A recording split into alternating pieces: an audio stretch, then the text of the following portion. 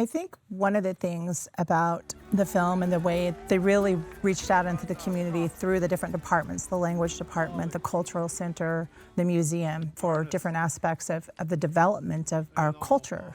I really appreciate your response to the film and seeing our culture sort of pop off the screen.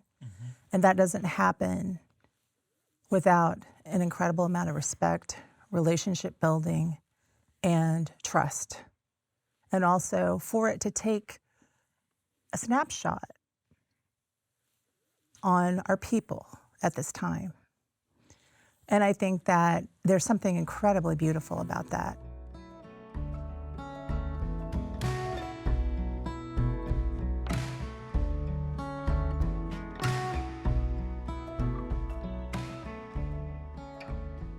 We saw a lot of elements in this story, in this collaboration that occurred, that a lot of us should feel good about. But now that we're on the back end of this and we're looking at it now, seeing what's on the screen and recognizing that this film no longer belongs to us or Scorsese or Apple, it belongs to the world now and their reaction, how they're taking it.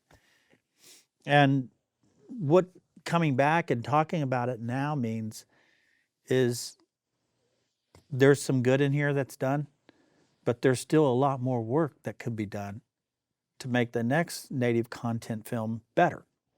And I'm hoping that a change in attitude from the industry, that you want the collaboration at the beginning, not somewhere in the process. Right. We do it in this way that is respect, checking back in, and making sure that you're shaping that in a way that the people that you're working with will feel okay about it.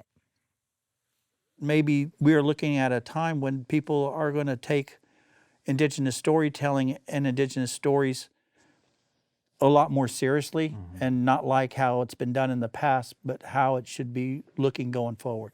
Despite all these efforts, they came back and showed us